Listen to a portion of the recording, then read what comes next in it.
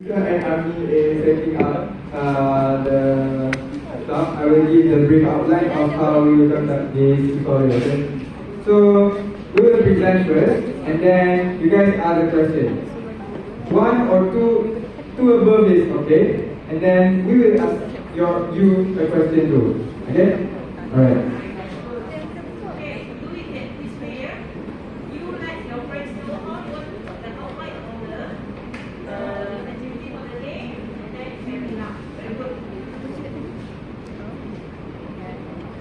Okay, so today our group will be presenting about the definition, concept, types, and characteristics of learning. So before we start to explain further, you guys can somehow brainstorm about it first and then build out your question. Okay? Alright.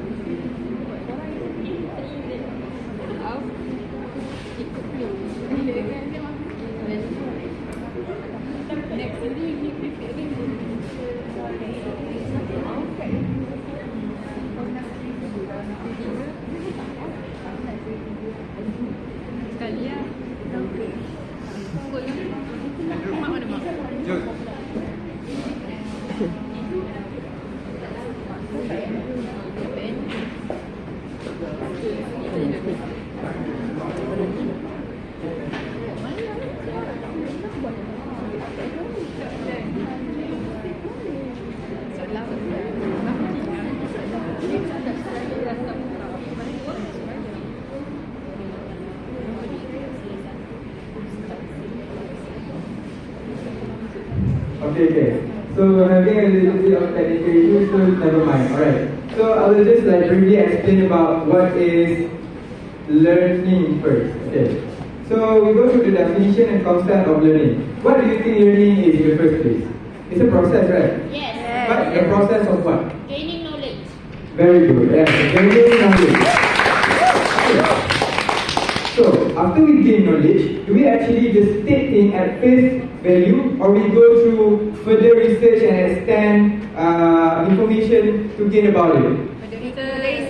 Yes. So one more thing you can add to learning is the process of acquiring knowledge, expanding it, and also process it with your own experience. That is the concept of learning. However, let's look at how the real definition of learning. Okay, so according to the Cambridge Dictionary, learning is the process of gaining knowledge of or skills by studying, practicing, being taught, or experiencing something. This is by Cambridge Dictionary.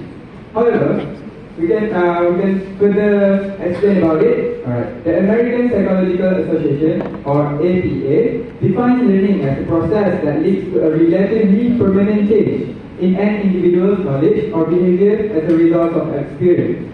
So, one more keyword here is a relatively permanent change in an individual's knowledge.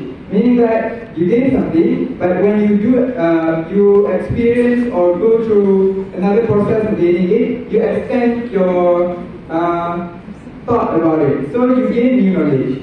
Alright. Like theory. Maybe that, okay, for example, Chomsky has this theory. But then Piaget claims about the theory that it is wrong. Piaget got some more new information. So that's what we call limitation. Then it produced another theory. That's what we call the change, the relatively permanent change in an individual's knowledge. Alright, last but not least, I will talk about the overall concept of learning. It can be understood by knowing it as a complex process that involves the acquisition and integration of new information, skills and ways of thinking. It is a central aspect of human development and etc. This will build up to another bullet point, which is the characteristic. I will pass the presentation to Karisha. Next is the characteristic of learning. As you know, it is stated there that learning is a process, and it is a continuous process. Means that if we live in this universe, we keep on learning, no matter how old, because learning is through experience, and it is carried out directly and indirectly. And next is, it is a universal process, means everyone learns.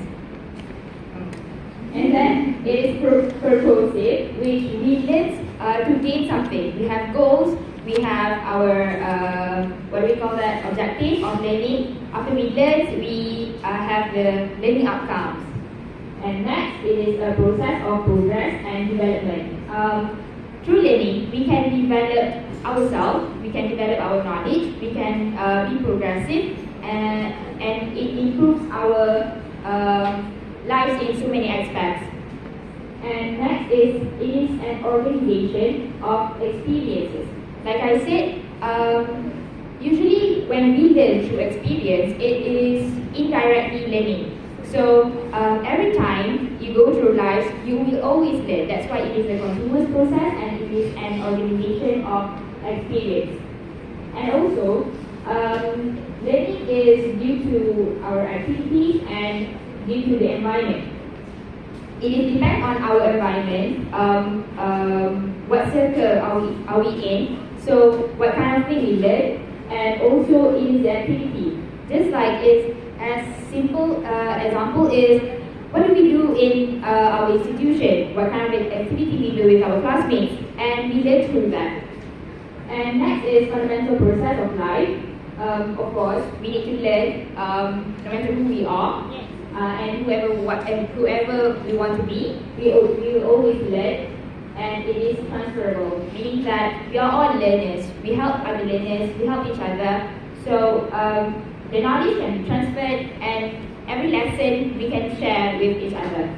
And next, it is based on cognitive, and affective aspects. Do you know what is cognitive, and affective aspects?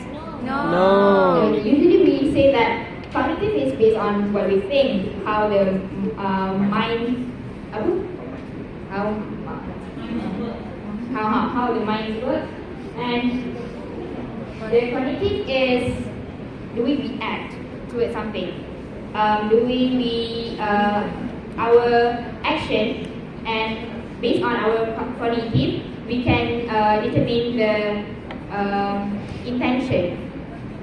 Based on what I read, cognitive is actually, it has purpose usually, our action has purpose, but it is not usually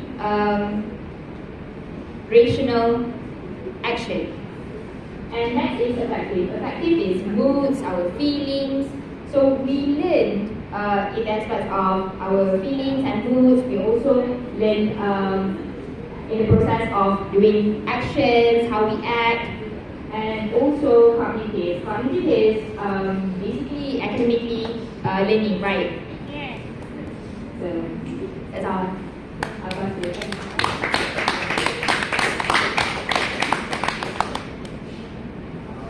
So I'll be talking about types of learning. So to put it simply, we use the VOT model to easily identify ourselves. So VOT stands for visual, oral or auditory, reading and writing, and kinesthetic learners. So first of all, we have visual learners. Visual learners are led by seeing. So this is helpful for them to use graphic displays such as charts, diagrams, and videos. So, the second learners that learn by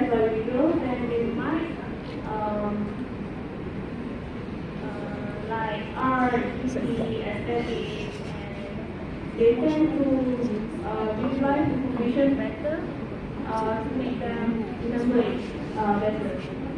Then we have oral learners, which they learn best by hearing information and they get a lot out of lectures and are good at remembering what they are told. So audiobooks and podcasts are helpful to help them learn effectively. So some ways to find out if you are actually an oral or auditory learner. If you prefer to listen to class lectures than to actually read textbooks and long texts, if you find them boring, then you might be an oral learner. The next we have reading and writing learners. They prefer to absorb information presented as words and text. So, in contrast to oral learning, they find it better for them to write down information to learn and remember. If you enjoy making lists, reading definitions, and creating presentations, then you might be a reading and writing learner. And lastly, they have kinesthetic learners, in which they learn best by touching and doing. So hands-on experience is very important for them to learn. If you find that it is difficult to sit still for a long time, or maybe that is like doing practical things and practice doing something in order to learn it, then you might be a kinesthetic learner.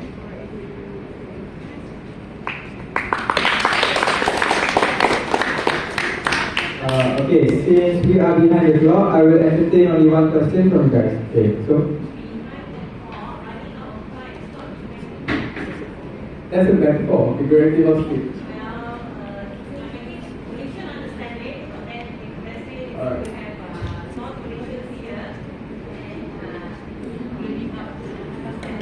Okay, since we are running out of time, I would like to entertain one question from you guys. Okay, Ima, yeah.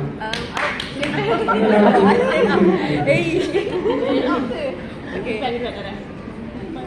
I would like to ask. No need lah. I would like to ask, what do you think is the most suitable learning types for students with ADHD? ADHD. Yes. Okay. That's a very good question. So ADHD, as you know, it is attention deficit hyperactivity disorder. Meaning to say that they are a little bit active and cannot just stay put at one place, right? So I believe that the most suitable type, personally, is what I thought. I believe that it is suitable for them to go for kinesthetic learning. Do you think so? Yeah, right. Because as you can see, they learn best by touching and doing. Hands-on experience is essential. So ADHD people, that's what they do: touching and doing things. So yeah, I believe that. Thank you.